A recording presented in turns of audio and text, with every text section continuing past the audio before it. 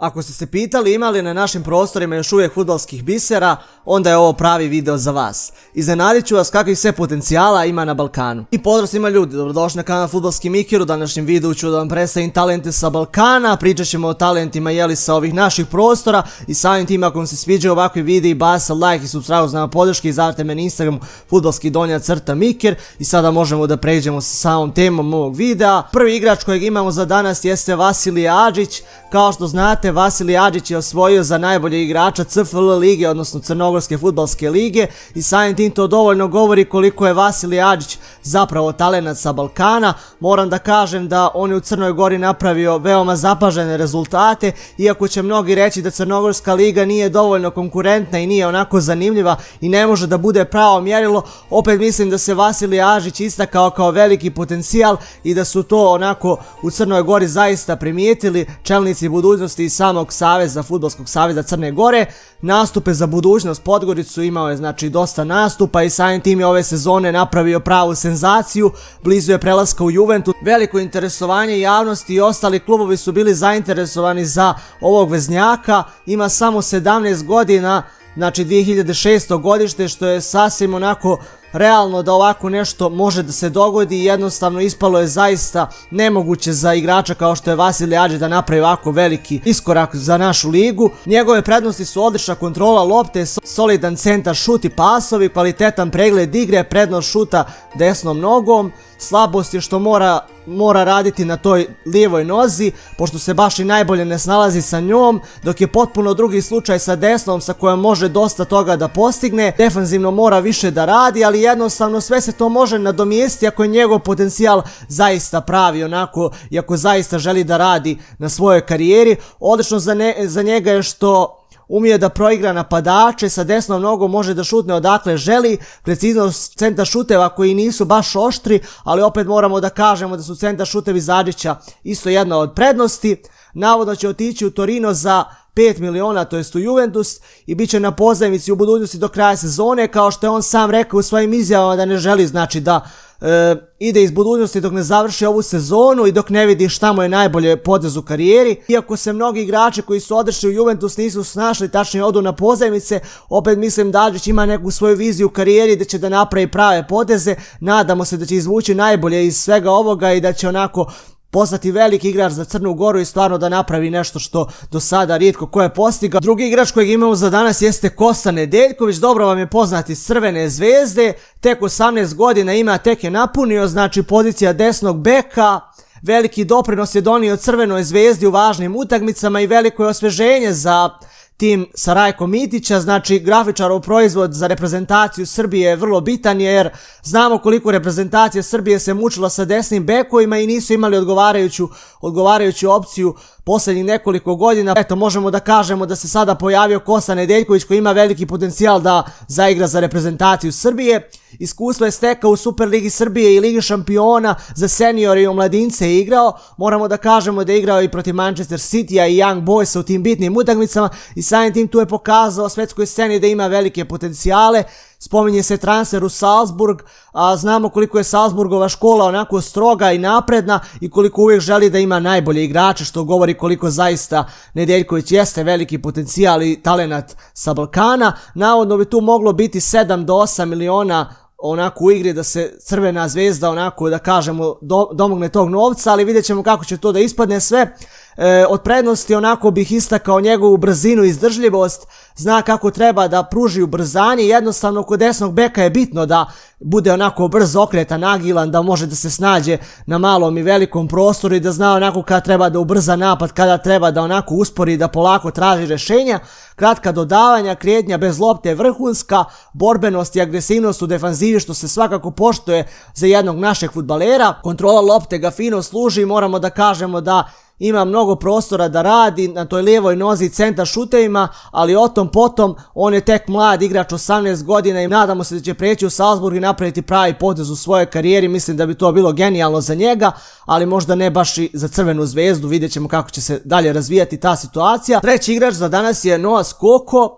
Kao što ga znate, već mnogi mediji pišu o njemu kao jednom od velikih potencijala sa ovih prostora i jednostavno mnogo se onako javnost uzdrmala oko njega pošto je stvarno pokazao da ima neke nevjerovatne sposobnosti i već mu se predviđa jedna velika karijera ukoliko ne napravi neke pogrešne poteze, ali mislimo, nadamo se, to jest da neće napraviti neka neočekivane i nepromišljene poteze. Hrvatski veznjak, 17 godina, Hajdukova škola, iskustvo stečeno u omladinskom pogonu, takmičenjima kao što je Evropsko prvenstvo za mlade, igrao je za Hajduk dosta tih bitnih utakmica za omladince. Zanimljivo je da analitičari kažu da ima sličan stil igre kao izgubljena zvezda Samir Nasri, ali nadamo se da mu neće baš biti karijera takva, nego da će upravo da pokaže svoj puni potencijal. Dosta toga je naučio od oca Josipa Skoka i igraju gotovo isto onako sličan stil igre, onako kao veznjak se dosta istakao i stvarno ima budućnosti u Hajduku, vidjet ćemo da li će tu i da ostane. Biće ga teško svakako zadržati jer je stvarno, treneri ga mnogo hvali i govore kako je zanimljiv igrač i da ima mnogo da ponudi samo igri i da su zadovoljni sa njegovim radom i koliko se zaista snašao u Splitu. Prednosti su vizija, inteligencija, ta igračka tehnika, kontrola lopte, kreativnost, prvi dodir lopte, sve je to bitno za jednog veznjaka. Odličan dribling, svestranost, radilica je na terenu, uvijek je spreman da uči nove poteze, da se stalno sprema za utakmice i onako stvarno je posvećen igri i fudbalu. To govori da ima velike potencijale i velike ambicije, ali da postane jedan od boljih igrača u Hrvatskoj, da bude onako talenat i da zamijeni jedan od vodećih igrača u reprezentaciji možda.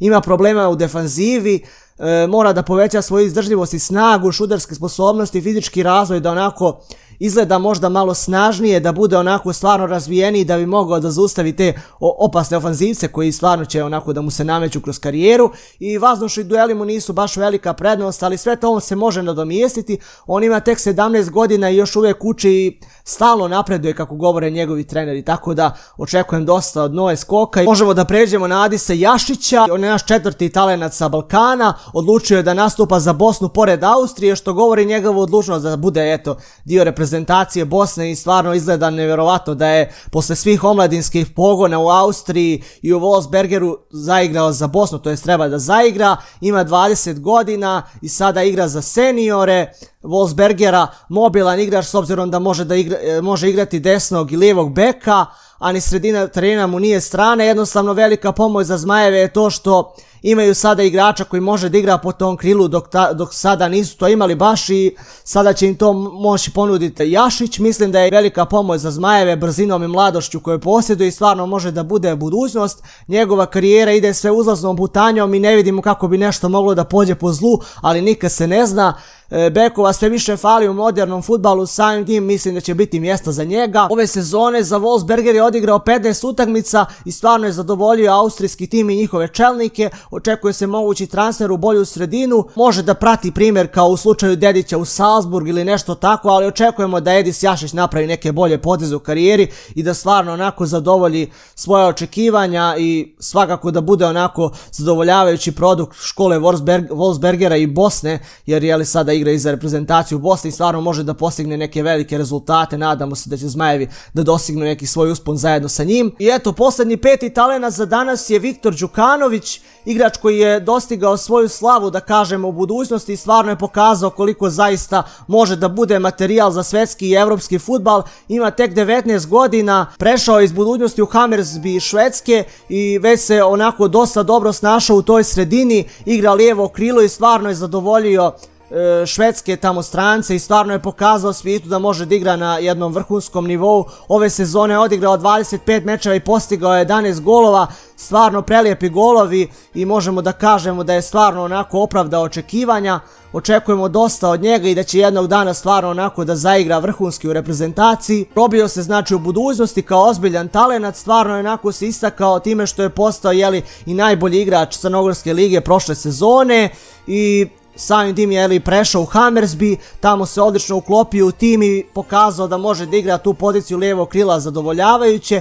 Ističe se brzinom, tehnikom, osjećajem za prostor, jednostavno kod njega ne vidim nešto previše petljanja u driblingu igri, dosta to ide lagodno, lijepo ga je gledati, lijepe golove postiže i stvarno onako voli da se dokazuje, ne boji se da pogodi sa distance. fenomenalna kontrola lopti i agilnost, dosta se očekuje od njega i govori se o tome da može da bude jedan od boljih igrača za reprezentaciju standarda, da onako pokaže koliko zaista zna da igra fudbal i da ispod negdje ljestvice zajedno sa Savićem, Jovetićem i takvim igračima, ali još uvijek je rano govoriti. On mora da napravi transfer u bolji tim za sezonu, možda 2, vidjet ćemo kako će to da ide. Bitno je da skuplja iskustvo u Hammersbyu, da igra možda i neke evropske utakmice ako je to bude moguće naravno sa tim timom i da bude podrška reprezentaciji Crne Gore. Nadamo se da će ga selektor pozvati, ne znamo trenutno koji će biti selektor Crne Gore, i da bude onako jedan od vodećih igrača i zvezda Crne Gore i očekujemo dosta od njega, stvarno je pravi biser onako da se kaže. I eto, to je bilo to što se tiče ovog videa talenata sa Balkana. Ako vam se svidio ovaj video, bacite like i subscribe za podrške. Vidimo se u nekim od narednih videa. Sportski pozdrav!